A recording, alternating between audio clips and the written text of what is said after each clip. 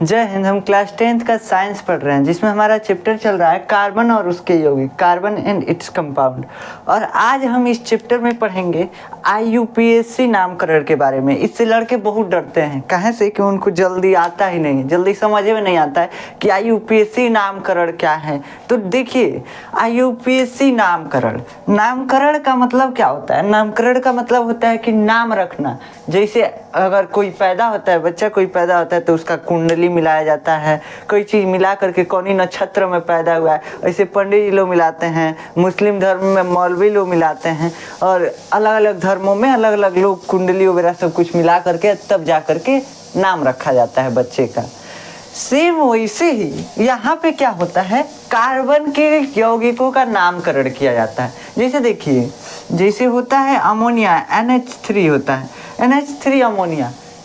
ये कहाँ से इसका नाम अमोनिया आया, इसी के बारे में पढ़ेंगे। कहाँ से इसका नाम कैसे रख दिया, हम नहीं रख सकते हैं। हम NH3 को कुछ और ही बोल दें तो कौन दिक्कत हो जाएगा। तो देखिए, ये नाम रखने की विधि के आधार पर सभी का नाम रखा गया है। जैसे आपका भी नाम रखा गया होगा ना, तो आपको देखा गया होगा कौनी नक्षत्र में आप पैदा हुए हैं, क बजे पैदा हुए हैं, क बज के क मिनट क सेकेंड पे पैदा हुए हैं, कौनी रात्रि में पैदा हुए हैं कि दिन में पैदा हुए हैं। इस टाइप से देख करके तब नाम रखा जाता है, मतलब कि कुंडली वगैरह सब मिलाया जाता है। सेम वैसे यहाँ पे यौगिकों का नामकरण किया जाता है।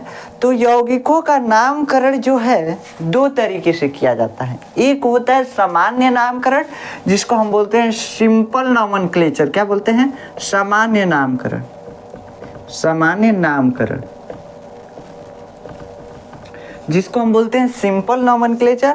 और एक होता है IUPAC नामकरण, जिसको हम बोलते हैं IUPAC नामकरण ही इसको बोलते हैं, कोई बड़ा नाम नहीं बोलते हैं। देखिए, सामान्य नामकरण और IUPAC नामकरण में फर्क क्या है? तो सामान्य नामकरण जो होता है ना किसी भी यौगिक का, जैसे हम बोले थे CH4, इसको बोलते हैं मेथेन। क्या बोलते हैं बाबू? मेथेन। तो ये जो मेथेन हम बोले, ये इसका IUPAC नाम है। क्या है? IUPAC नाम है। अब इस मेथेन का IUPAC नाम का मतलब ये हुआ ना कि अगर कहीं भी CH4 लिख के पूरा विश्व में, पूरा पृथ्वी पे किसी भी लोग से पूछेंगे, जो मतलब कि पढ़ा लिखा आदमी हो, उससे पूछेंगे तो वो बताएगा कि हाँ क्या लिखे हैं, वो बताएगा कि हम मेथेन लिखे हो। अमेरिका चले जाइए, इंग्लैंड चले जाइए, जर्मनी चले जाइए, पाकिस्तान चले जाइए, चीन चले जाइए, जहाँ भी जाएंगे ना, अगर CH4 किसी को दिखाएंगे तो कहेगा हाँ मेथेन लिखा हुआ है। मतलब कि इस CH4 यौगिक को पूरे विश्व में मेथेन के नाम से जाना जाता है, मेथेन के नाम से जाना जाता है। अब जैसे आपका नाम होता है ना, तो आपका नाम अलग अलग हो सकता है। जैसे मान लीजिए किसी का नाम हो गया घनश्याम, तो उसका घनश्याम नाम नहीं रहेगा घर पे, घनश्याम बस स्कूले का नाम है। उसका दोस्तवा कुछ और ही रखे होंगे सब, और घरवा कुछ और ही रखाया होगा।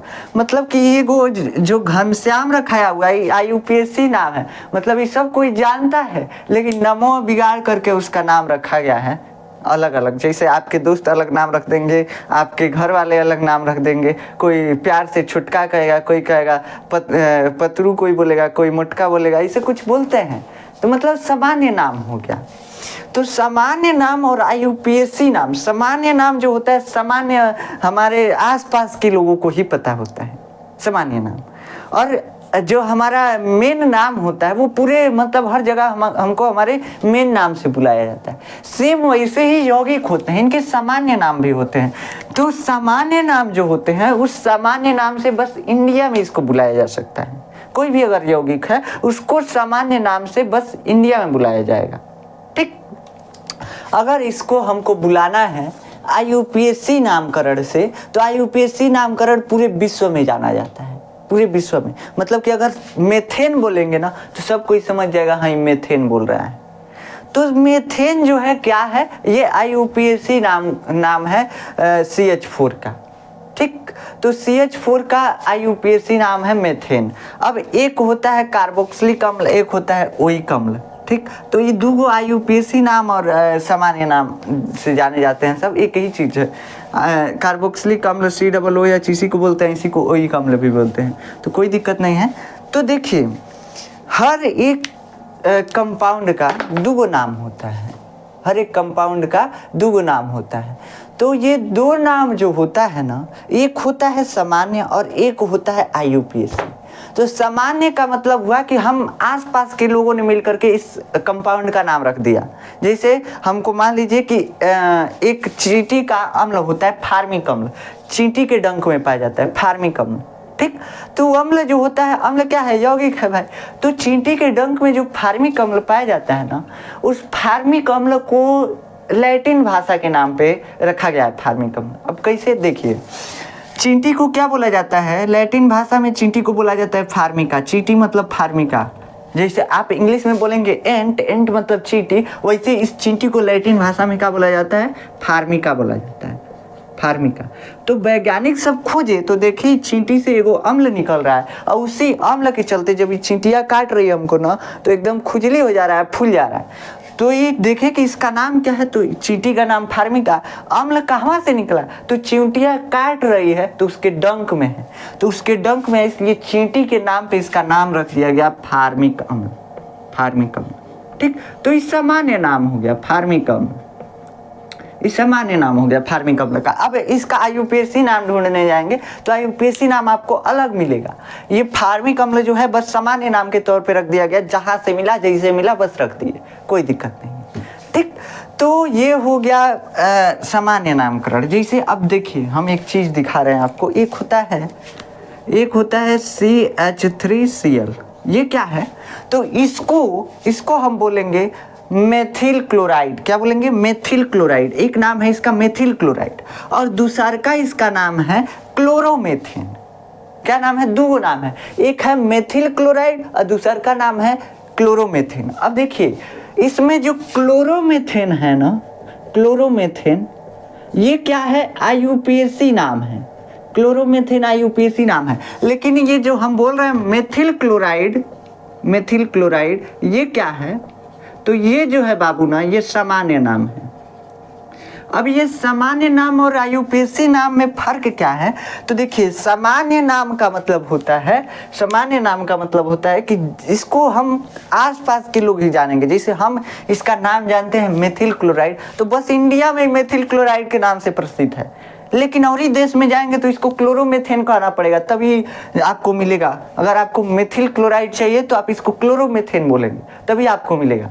मतलब कि पूरे विश्व में इसको क्लोरोमेथेन के नाम से जाना जाता है, बस इंडिया में किसके नाम से जाना जाता है, मेथिल क्लोराइड। एक विश्व स्तर पे नाम रखा जाता है कि सभी विश्व के लोग जो हैं इस नाम से जानेंगे। अब अपने हिसाब से आप अपने देश में नाम रखते रहिए, लेकिन विश्व स्तर पे नाम अलग होगा। जैसे आपका आधार कार्ड का नाम अलग होता है, जैसे मतलब पूरा देश के लिए आप हैं घनश्याम दास, ऐसे कुछ है, और घर के लिए आप कुछ हैं छोटका हैं, कुछ गोलू हैं, कुछ बोल दिया जाता है। तो इसे सामान्य भाषा में हम कुछ भी कर सकते हैं, लेकिन आपका आधार कार्ड का नाम एकदम नेशनल लेवल का है। आधार कार्ड पे जो रहेगा हर जगह आपको उसी नाम से जाना जाएगा। वैसे ही ये यौगिकों का नाम होता है। अब देखिए हमको सामान्य नामकरण के बारे में नहीं पढ़ना है। सामान्य नामकरण के बारे में इसलिए नहीं पढ़ना कि सामान्य नामकरण जो होता है कहीं से टपक आता है, कहीं से कैसे। जैसे देखिए हम चींटी से निकला था फार्मिका, चींटी का नाम होता है फार्मिक अम्ल रख देते हैं, ठीक। तो कहीं से टपक आता है, इसके बारे में नहीं पढ़ना है। अलग अलग देशों में अलग अलग इसका नाम हो सकता है, कोई दिक्कत नहीं है। लेकिन अब देखिए, अब हम पढ़ेंगे IUPAC नॉमेनक्लेचर के बारे में। IUPAC का फुल फॉर्म क्या है, तो देखो IUPAC, UPSC मत समझ लेना, IUPAC international union of pure applied chemistry. क्या है full form, international union of pure, देखो international union of pure applied chemistry. कभी कभी पूछ देता है बहुविकल्पी में, इसलिए हम इतना गहराई से बता रहे हैं इसके नाम को। तो इसका फुल नेम क्या होता है, international union of pure applied chemistry. अब देखो हम कार्बन कंपाउंड पिछले लेक्चर में बनाए थे, कार्बन की यौगिक बनाए थे। कार्बन की यौगिक मतलब हम आपको बताए हैं कि जब दो या दो से अधिक तत्व आपस में मिल करके रहने लगते हैं, तो जो दो तत्व आपस में मिलते हैं तो यौगिक का निर्माण हो जाता है, ठीक।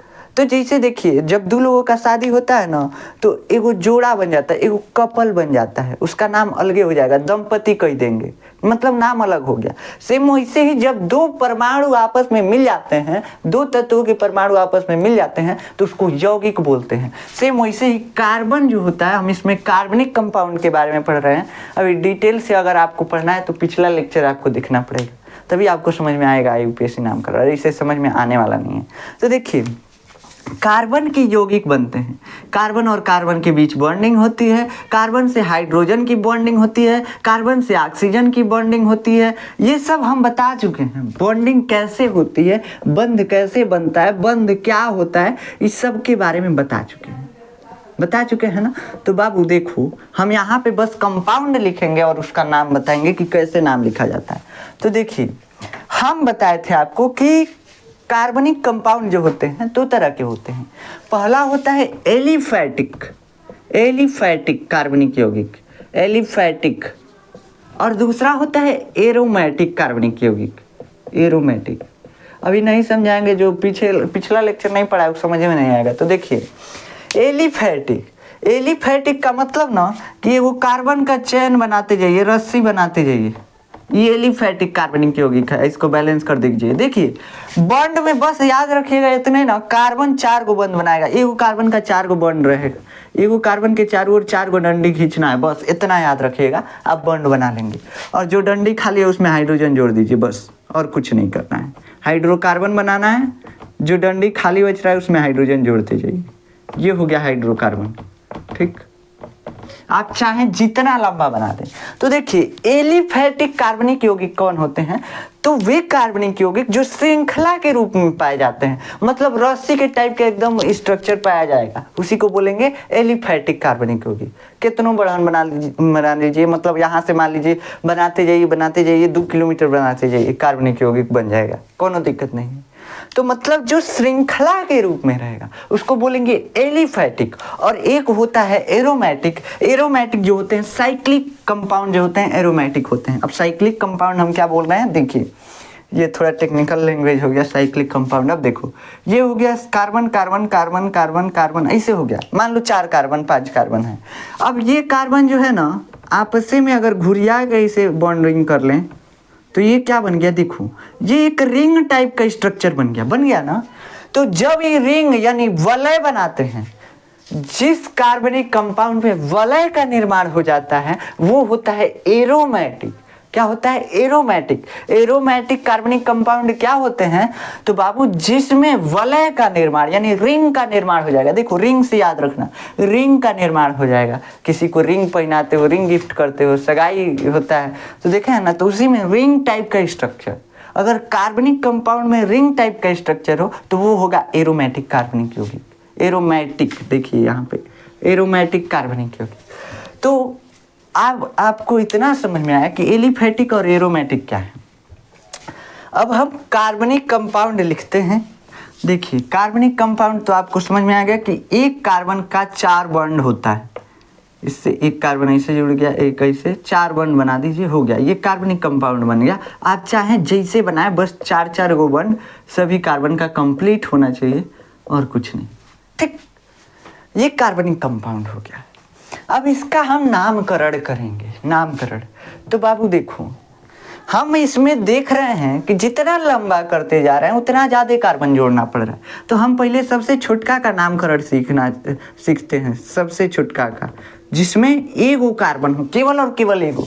फिर दूसरका का सीखेंगे जिसमें 2 गो होगा, इसका नामकरण कैसे होता है इसके बारे में सीखेंगे।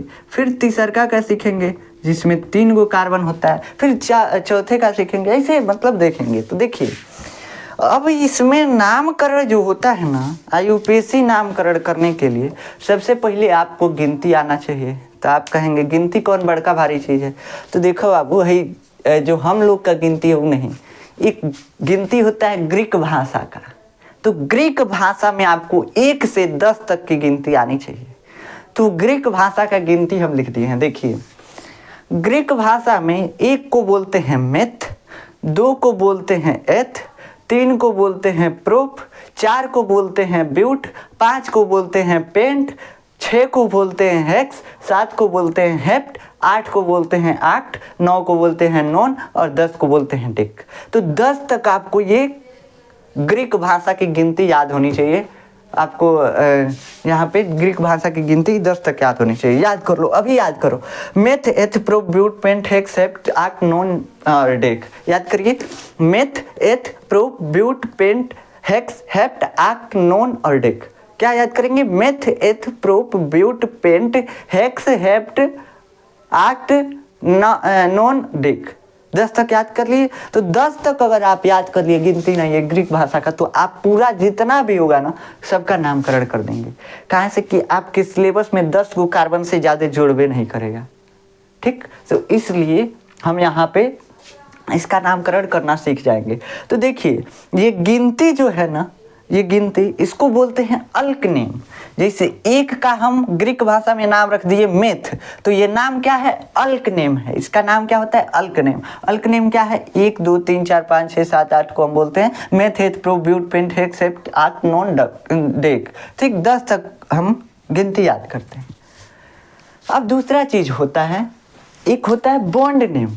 ये हो गया अल्क नेम। अल्क नेम जो है हम गिनती काहे याद किए हैं? काहे से कि कार्बन को हमको गिनना है। तो एक कार्बन को, अब देखो गिनतियाँ कौन सिखाते हैं? तो कार्बन को गिनने के लिए।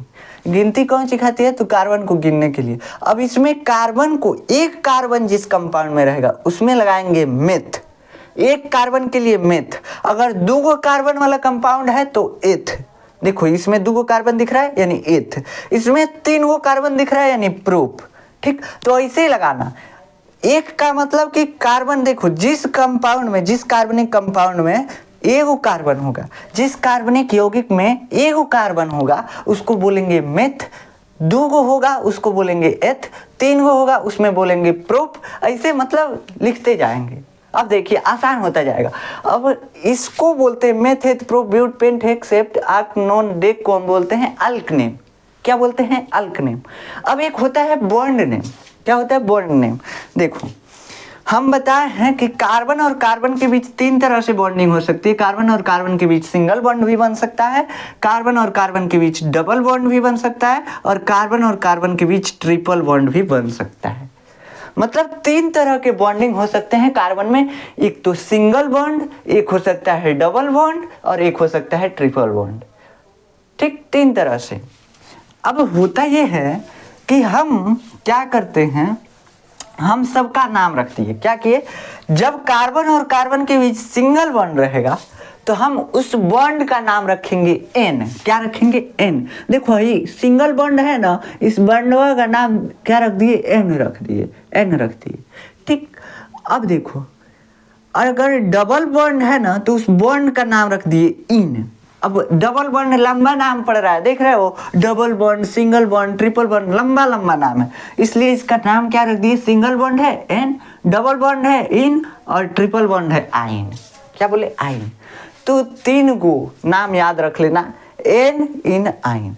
अब हमारा IUPAC नाम तैयार हो गया, बस और कुछ नहीं करना है आपको याद। यही 2 चीजें आपको याद करनी है, meth, eth, prop, but, pent, hex, hept, oct, non, dec. 10 तक गिनती याद करनी है, और ये तीनों बॉन्ड का नेम याद करना है। सिंगल बॉन्ड का नाम होता है एन, डबल बॉन्ड का नाम होता है इन, ट्रिपल बॉन्ड का नाम होता है आइन। देखो जैसे आप लोग 2-3 को फंसाए होते हैं ना, तो तीनों का नाम सेम में होता है। जैसे एक का अंजलि तो दूसरे का कुंजलि, ऐसे कुछ नाम रखे होते हैं, मतलब कि कंफ्यूज हो जाते हैं आप लोग भी, हम जानते हैं। तो देखिए यहाँ पे सेम वैसे बॉन्ड का नेम है, कंफ्यूज मत नहीं होना है। कंफ्यूज यहाँ पे नहीं होना है। सिंगल बॉन्ड है तो एन, डबल बॉन्ड है तो इन, और ट्रिपल बॉन्ड है तो आइन। याद रखो, सिंगल बॉन्ड तो बाबू कौन नाम? एन, डबल बॉन्ड तो इन, और ट्रिपल बॉन्ड तो आइन। अब चलो, अब हम IUPAC नामकरण करेंगे। अब हम कुंडली पढ़ना सीख लिए। अब हम जैसे पंडित जी लोग कुंडली पढ़ते हैं, तो वैसे हम कुंडली मिलाना अब सीख गए। अब चलते हैं अपना प्रैक्टिस करने, नाम रखने। अब देखिए हम एक पहला कंपाउंड लिखते हैं, सबसे छोटा कंपाउंड कार्बन का, CH4। देखो कार्बन का चारों बंध कंप्लीट है, हाइड्रोजन सिंगल बॉन्ड ही बनाता है, तो हाइड्रोजन का भी सिंगल बॉन्ड कंप्लीट है। इसके बारे में हम बता चुके हैं। अब इसमें कार्बन का गो है तो ए गो है, हाइड्रोजन का गो है तो 4 गो है, CH4 इस तरह से लिखते हैं। C ए गो है, एक नहीं लिखते हैं कहीं भी, CH4 यानी हाइड्रोजन 4 गो है, इससे इसको शॉर्ट में लिखा जा सकता है। ठीक, मतलब शॉर्ट में लिखने का तरीका है भाई। अब चाहे ये लिखिए, इतना बड़ा स्ट्रक्चर लिखिए, चाहे इसको लिखिए, बात एक ही है, कोनो दिक्कत नहीं है। तो ये हो गया एल्केन। एल्केन बनाने का हम आपको फार्मूला भी बताए थे, CnH2n+1। अब देखो यहाँ पे सॉरी +2, ऐसे हम बताए थे। यहाँ पे 1 रखो, क्या होगा 1, उसके बाद 2n+2, 2 × 1 यानी 2 और +2 कितना हो जाएगा 4, तो CH4 हो गया। तो CH4 यहाँ पे बन गया। अब हम इसका नामकरण करते हैं। अब नामकरण होगा कैसे, तो पहले IUPAC नामकरण करने के लिए एक फार्मूला आप याद रखिएगा। IUPAC नामकरण जो होता है alk name plus bond name, बस अल्क नेम प्लस बॉन्ड नेम, बस संधि विच्छेद जैसे करते हैं ना, सेम वैसे ही यहाँ पे करना है। जैसे alk name plus bond name, alk name देखो, इसमें इस कंपाउंड में अल्क नेम क्या लिखा जाता है, कार्बन की संख्या को अल्क नेम बोला जाता है। इसमें कौ कार्बन, तो एगो कार्बन के लिए क्या लिखते हैं, एक के लिए क्या लिखते हैं, मेथ। तो देखो यहाँ पे एक कार्बन है इस कंपाउंड में, इस यौगिक में एक कार्बन दिख रहा है हमको, तो इसको लिखेंगे, हटाइए छोड़िए, नहीं तो आप लोग कंफ्यूज हो जाएंगे। देखिए यहाँ पे ये क्या है, एक कार्बन का यौगिक है। इस कार्बन के यौगिक में कितने कार्बन है, तो एक के लिए क्या लिखते हैं, तो मेथ। एक के लिए क्या लिखते हैं, तो बाबू मेथ लिखते हैं, मेथ लिख दो, अल्क नेम हो गया। ठीक, प्लस बॉन्ड नेम, देखो इसको याद रखना, alk name plus bond name equal to IUPAC name. क्या याद रखना, alk name plus bond name equal to IUPAC name, बस खत्म, बस इतना ही याद रखना है। अब अल्क नेम लिख दिए, इसमें इस कंपाउंड में एक कार्बन है, एक के लिए लिखते हैं हम मेथ, और अब बॉन्ड नेम लिखना है। अल्क नेम लिख दिया, बॉन्ड नेम, बॉन्ड नेम क्या है, सिंगल बॉन्ड है, कार्बन और हाइड्रोजन हर जगह सिंगल बॉन्ड आपको दिख रहा है, तो सिंगल बॉन्ड है इसलिए N लिखेंगे, तो मेथ और N। अब बाबू इसको जोड़ दो, तो अब इसको अगर जोड़ोगे तो क्या हो जाएगा, मेथेन। मेथेन क्या हो गया बाबू, मेथेन हो गया। तो अब देखो, इसीलिए हम इस कंपाउंड को क्या बोल रहे थे, अब तक मेथेन बोल रहे थे, अब तक इसीलिए इसको हम मेथेन बोल रहे थे। मेथेन क्यों बोले, तो IUPAC नामकरण करने का एक तरीका होता है। IUPAC नामकरण करने के लिए हमको अल्क नेम मालूम होना चाहिए, बॉन्ड नेम मालूम होना चाहिए, बस हम IUPAC नाम कर देंगे, हमको कोई नहीं रोक सकता है, बस IUPAC नाम हो गया। अब देखिए, अब हम अगला करते हैं, कुछ काज हम बता देते हैं, 10 तक आप कीजिएगा। अब देखिए, अब हम 2 कार्बन वाला यौगिक बनाते हैं, 2 कार्बन वाला यौगिक बनाते हैं, तो इसमें भी हम एल्केन ही बना रहे हैं। देखिएगा, संतृप्त वाला भी अभी बना रहे हैं। H जोड़ दिए, H यहाँ पे भी जोड़ दिए, H यहाँ पे भी जोड़ दिए, H यहाँ पे। अब इसको, अब देखिए हम इसको CH4 क्यों लिखे थे, इसको लिखिए आप, या इसको मिटा करके इसमें देखिए क्या लिखा हुआ है, C एगो है, एक नहीं लिखते हैं, हाइड्रोजन का गो है तो 4 गो है, H। इसमें 2 चीज़ें दिख रही हैं आपको, इस कंपाउंड में कितनी चीज़ें दिख रही हैं, C और H। C को लिख दीजिए और H को लिख दीजिए। C एक है, तो देखिए जो को जितना होता है उसके आगे लिख देते हैं। C एक है, लेकिन एक को लिखा नहीं जाता, एक को किसी के आगे मत लिखिएगा। H4 यहाँ पे लिख दीजिए, एक को किसी के आगे मत लिखिएगा, भद्दा लगता है। ठीक, ये एक है, दिख ही तो रहा है भाई, तो एक किसी को नहीं लिखेंगे। तो ये CH4 भी इसको लिख सकते हैं, या तो CH4 लिखिए या इसे स्ट्रक्चर बना के लिखिए। छोटा आपको लिखना है तो CH4 लिख सकते हैं। अब चलिए, ये हम 2 कार्बन वाला यौगिक बनाएं, कार्बनिक यौगिक। अब क्या करें, अब इसका नामकरण करें। तो नामकरण कैसे करते हैं, तो 2 चीज़ें होती हैं, alk name plus bond name, alk name plus bond name. Alk name इसमें क्या होगा, कार्बन की संख्या गिनो, को कार्बन, एगो दूगो गिनते आता है ना, तो एगो दूगो, तो 2 कार्बन है, मतलब कि इसमें 2 पे क्या आता है, 2 पे क्या आता है, एथ। 2 को क्या बोलते हैं, एथ। देखो, 1 को मेथ, 2 को एथ, 3 को प्रोप, तो 2 को क्या बोलते हैं, एथ बोलते हैं। तो यहाँ पे अल्क नेम हमको क्या मिला, अल्क नेम हमको मिला एथ। एथ plus bond name. Bond name क्या होता है? तो बॉन्ड नेम देखो, बॉन्ड नेम कौन सा है? सबके बीच सिंगल सिंगल दिख रहा है, डबल कहीं नहीं दिख रहा है, तो सिंगल बॉन्ड के लिए लगाते हैं एन। क्या लगाते हैं बाबू? एन। अब देखो, अब इसको जोड़ दो, एथेन।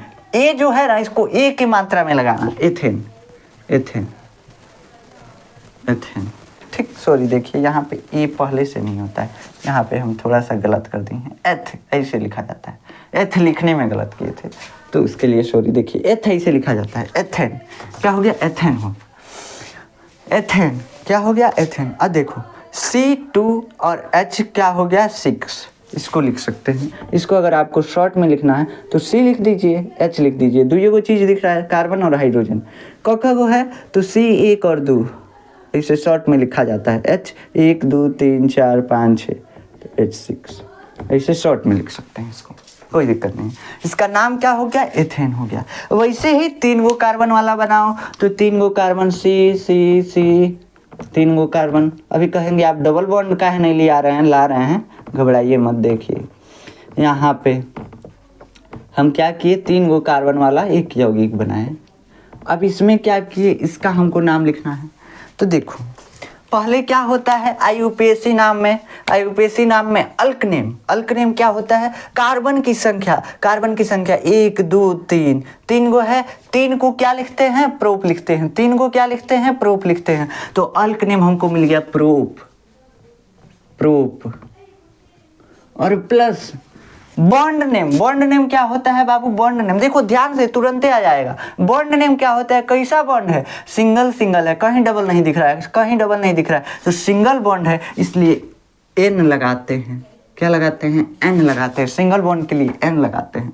उसके बाद अब देखो प्रोप एन, और ए जो है ना, इसको ए की मात्रा में लिख देते हैं। अब ए जो है इसे लिखें तो इसे ए का मात्रा नहीं लिखेंगे, ऐसे नहीं लिखेंगे एन, तो इसीलिए एन ऐसे लिखा गया है। तो अब देखो ए जो है इसको ए की मात्रा में जोड़ दो, प्रोपेन, प्रोपेन। ठीक, प्रोपेन। जिसे संधि विच्छेद करते हो ना, तो प्रोपेन का ऐसे प्रो प्लस एन संधि विच्छेद होगा। ऐसे ही अब जोड़ना है तो प्रोपेन। क्या हो गया? प्रोपेन।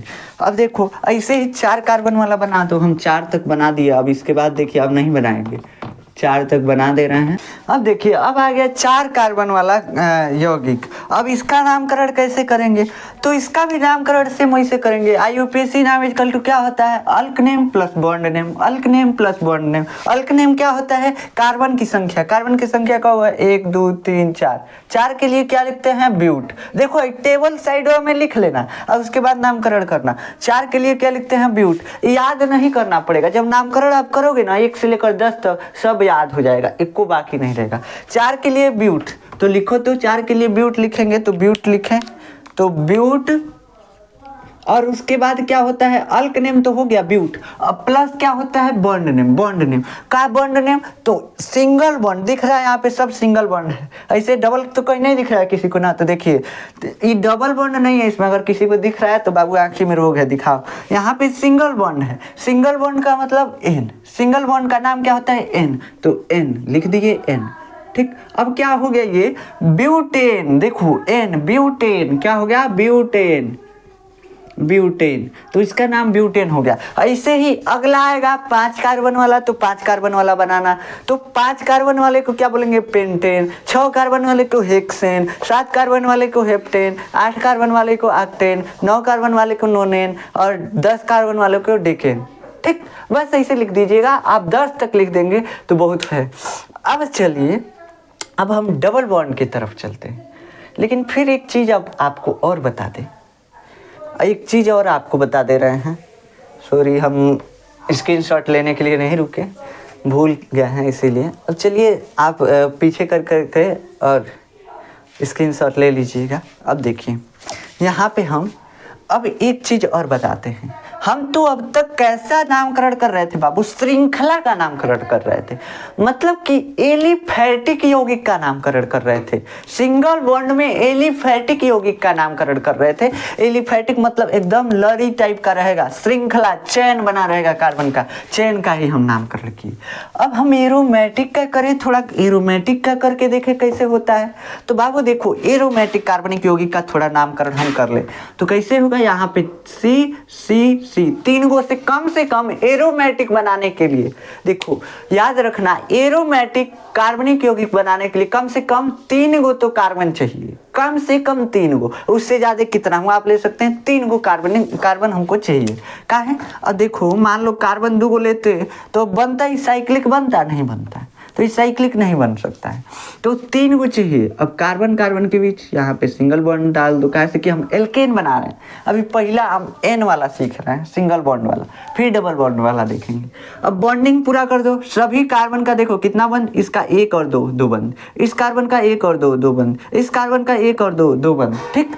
अब कहेंगे कि एक ही बंडों को 2 बार गिन रहे हैं, हाँ तो देखो गिना कैसे जाता है, इस कार्बन को ऐसा बुला जाओ कि इधर कार्बन है कि नहीं है, इस कार्बन को देखो इससे कितना डंटी आके जुड़ा है, 2 गो, तो 2 गो बंद।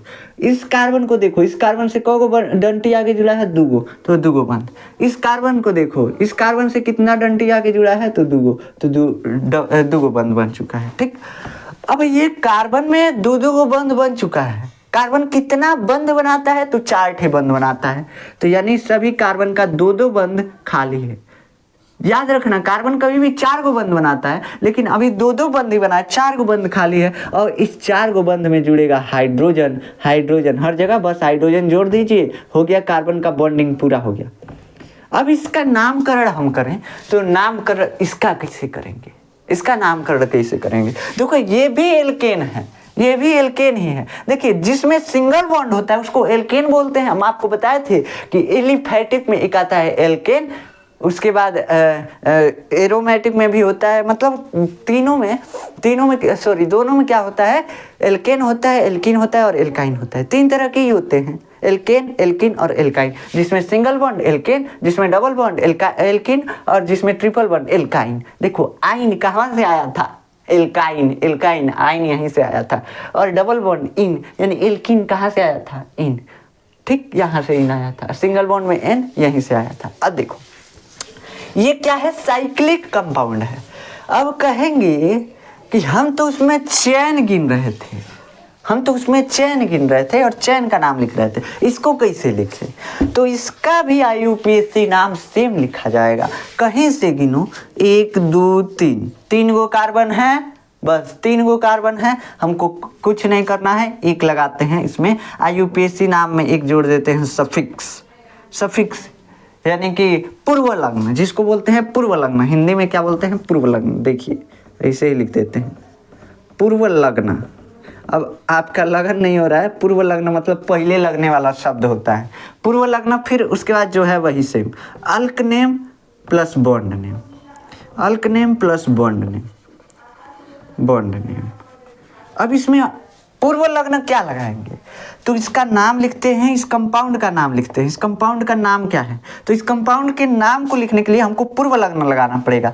बाबू देखो इसमें पूर्व लग्न लगेगा क्या, तो ये कैसा है, साइकिल के रूप में है, रिंग के रूप में है, इसलिए इसके पहले हम लगाते हैं पूर्व लग्न के रूप में साइक्लो का प्रयोग करते हैं। साइक्लो क्या लगाएंगे, साइक्लो क्या लगाएंगे, साइको मत बोल दीजिएगा नहीं तो पागल हो जाएगा। देखिए साइक्लो किसके लिए लगाएंगे, रिंग बना है, साइकिल बना है, इसलिए साइक्लो पूर्व लग्न में लगाए हैं। अब फिर जैसा है वैसा लिखिए, तो अल्क name bond name, alk name कैसे, 1 2 3 कार्बन है, ठीक है 3 कार्बन, तो 3 कार्बन के लिए क्या लिखते हैं, प्रोप लिखते हैं, प्रोप हो गया। अब प्लस देखो इसमें क्या 1 जुड़ गया, बस पूर्व लग्न। हर जगह जहां पे रिंग दिखेगा ना बस साइक्लो लगा दीजिएगा पूर्व लग्न में, जहां पे रिंग दिखेगा ना बस साइक्लो लगा दीजिएगा पूर्व लग्न में, और कुछ नहीं करना है। कंफ्यूजन हो रहा है नहीं ना, देखो जहां पे रिंग दिखे वहां पे क्या लगेगा, पूर्व लग्न में साइक्लो लगेगा। साइक्लो शब्द बस यूज कर देना है, साइक्लो का मतलब कि रिंग बन रहा है और कुछ नहीं। तो यहाँ पे साइक्लो जैसे नाम लिखते थे बस वैसे ही लिखेंगे। तो साइक्लो 1 2 3 गो है कार्बन, प्रोप 3 के लिए प्रोप लगता है, और सबके बीच सिंगल बॉन्ड हमको दिख रहा है तो N लगेगा। अब देखो इसको कैसे लिखेंगे, साइक्लोप्रोपेन, क्या लिखेंगे, साइक्लोप्रोपेन, ये हो गया आपका साइक्लोप्रोपेन, ऐसे बनता है। तो आशा है कि आपको साइक्लोप्रोपेन समझ में आया। ऐसे सेम 4 कार्बन जोड़िए तब वो बनेगा साइक्लोब्यूटेन बनेगा, 5 कार्बन जोड़िए साइक्लो हेक्सेन बनेगा, और 7 कार्बन जोड़िए साइक्लोहेप्टेन बनेगा, 8 कार्बन जोड़िए साइक्लो ऑक्टेन बनेगा। देखिए इसमें कार्बन की संख्या बढ़ाते जाइए, कोनो दिक्कत नहीं है, बस साइकिल बनना है। साइकिल मतलब कि रिंग बनना चाहिए, तो अब साइक्लो लगाएंगे। साइक्लो किसके लिए लगा रहे हैं भाई? साइक्लो इसी के लिए लगा रहे हैं कि रिंग बन रहा है, बस इसी को बताने के लिए कि देखो बाबू इसका स्ट्रक्चर बनाना ना। अब मान लो कोई हमको नाम बता दिया, कोई हमको कह दिया मेथेन लिखो, तो मेथेन कैसे लिखोगे? कहोगे CH4। कहाँ से आया है मेथेन? CH4 कैसे स्ट्रक्चर बनाए हैं इसको देखना है ना। तो बाबू कहेगा कि स्ट्रक्चर बनाओ, तब कहोगे देखो ऐसे H चारों ओर जुड़ जाएगा, यही मेथेन है, इसी को हम मेथेन बोलते हैं, इसी को हम मेथेन बोलते हैं। बस आप जानते हैं तभी तो बताए हैं। तो नामवा से कैसे पता चलेगा? अगर हम प्रोपेन लिख देते, अगर इसका नाम हम प्रोपेन लिख देते, तो प्रोपेन लिखने से गड़बड़ा आ जाता। देखो गड़बड़ा ये जाता कि हम प्रोपेन अब हई वाला लिखें, प्रोपेन आके साइकिल वाला। प्रोपेन में 3 गो कार्बन होता है, 3 गो कार्बन हो गया और हाइड्रोजन जोड़ के बैलेंस ही पूरा कर दो। लेकिन ये स्ट्रक्चर तो गलत हो गया ना, ये स्ट्रक्चर तो गलत हो गया ना। अब देखो ना, हाई रिंग है, हाई रस्सी टाइप का रिंग, ये रिंग है और ये कैसा है? चैन है। तो अब देखो गलती हो गया कि नहीं हो गया? तो इसलिए साइक्लो शब्द का यूज किया जाता है ताकि हमको पता चल सके कि प्रोपेन तो है लेकिन साइकिल के रूप में है, रिंग के रूप में है। इसलिए पूर्व लग्न का यूज किया जाता है और ये नाम लिखने की विधि बनाई गई है।